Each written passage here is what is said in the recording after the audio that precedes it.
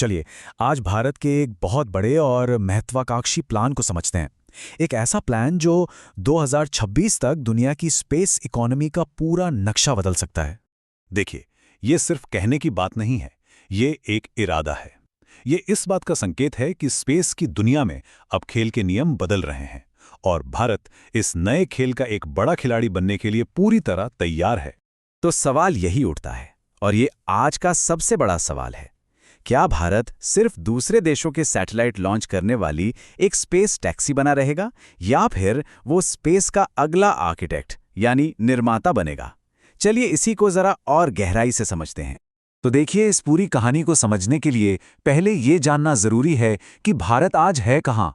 भारत को हमेशा से ही एक फ्रूगल स्पेस पावर के तौर पर जाना गया है, मतलब कम से कम खर्च में बड़े से बड़ा काम करना।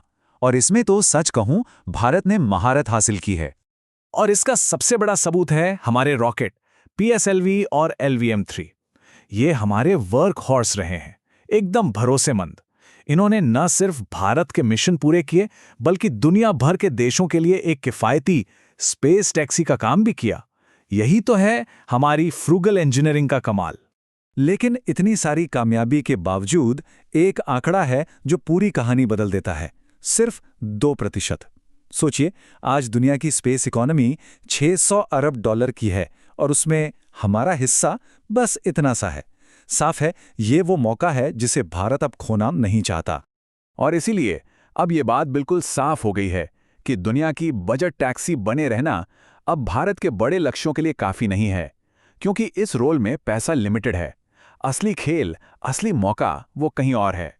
तो वो असली नाम क्या है, वो बड़ा लक्ष्य क्या है जिसके लिए सारी तैयारी हो रही है? देखिए, ये सिर्फ पैसों की बात नहीं है, ये बात है भविष्य की, जियोपॉलिटिक्स की और टेक्नोलॉजी पर कंट्रोल हासिल करने की। जरा इस नंबर पर गौर कीजिए, 1.8 ट्रिलियन डॉलर्स। एक अनुमान के मुताबिक 2035 तक स्पेस इकोनॉमी इतनी बड़ी होने वाली है। अब आप ही सोचिए, इतना बड़ा मौका कोई देश कैसे हाथ से जाने दे सकता है? और यहीं पे एक बहुत ही जरूरी कॉन्सेप्ट आता है, डिजिटल सॉवरेनिटी या डिजिटल संप्रभुता। इसका मतलब क्या है? सीधा सा मतलब है कि कोई देश अपने डेटा, अपनी टेक्नोलॉजी, अपने डिजिटल फ्यूचर पर खुद कंट्रोल रखे, किसी और पर निर्भर ना रहे। ये सैटेलाइट लॉन्च करने से कहीं ज्यादा बड़ी बात है। तो सवाल फिर वही है, भारत ये सब करेगा कैसे? उसका प्लान क्या है? चलिए, भारत के इस पूरे ब्लूप्रिंट को, इस पूरी स्ट्रैटेजी को डिकोड करते हैं। जरा इस टाइमलाइन को देखिए, ये सिर्फ कुछ डेट्स नहीं हैं, ये इस बात का सबूत है कि इसरो कितनी तेजी से अपनी टेक्नोलॉजी को आगे बढ़ा रहा है। सैटेलाइट डॉकिंग हो या फिर अब तक का सबसे भारी रॉकेट लॉन्च, इसरो हर सीमा को तोड़ रहा है। और यही मजबूत टेक्नोलॉजी उस बड़ी छलांग का आधार है जिसकी तैयारी भारत कर रहा है। और देखिए, ये टेक्नोलॉजी सिर्फ लैब तक ही सीमित नहीं है, ये पैसा भी कमा रही है। ये जो आप टेबल देख रहे हैं, ये है NSIL यानी न्यू स्पेस इंडिया लिमिटेड का रिपोर्ट कार्ड। ये इसरो की कमर्शियल ब्रांच है। आप खुद देखिए, इसका रेवेन्यू और प्रॉफिट कितनी तेजी से बढ़ा है। इसका सीधा मतलब है कि दुनिया में भारत की स्पेस टेक्नोलॉजी की डिमांड बढ़ रही है। लेकिन रुकिए, ये कहानी सिर्फ ISRO की ही नहीं है। आज भारत में 400 से ज्यादा प्राइवेट स्पेस टेक स्टार्टअप्स का एक पूरा का पूरा इकोसिस्टम खड़ा हो रहा है। सरकार भी FDI नियमों में ढील देकर और नए फंड्स बनाकर इन्हें पूरा सपोर्ट कर रही है। स्काईरूट, अग्निकुल, ये वो नाम है जो भारत के स्पेस सेक्टर का भविष्य लिख रहे हैं। तो इन सब चीजों का अल्टीमेट गोल क्या है? मकसद सिर्फ रॉकेट या सैटेलाइट लॉन्च करना नहीं है। असली मकसद है वैल्यू चेन में ऊपर जाना, मतलब हार्डवेयर बनाने से आगे बढ़कर डेटा और इंटेलिजेंस को कंट्रोल करना। भारत अपने ही डेटा, अपने ही इंफ्रास्ट्रक्चर का इस्तेमाल करके सॉवरेन AI बनाना चाहता है, यानी एक ऐसी AI टेक्नोलॉजी जो पूरी तरह से आत्मनिर्भर हो, ताकि अपना डिजिटल भविष्य अपने हाथ में हो। अब जाहिर है, ये सब सुनने में तो बहुत अच्छा लगता है, लेकिन रास्ता इतना आसान भी नहीं है। भारत के सामने कुछ बड़ी चुनौतियां हैं, कुछ पॉलिसी के ट्रैप्स हैं जिनसे निकलना जरूरी है। ये स्लाइड महत्वाकांक्षा और हकीकत को बिल्कुल साफ दिखाती है।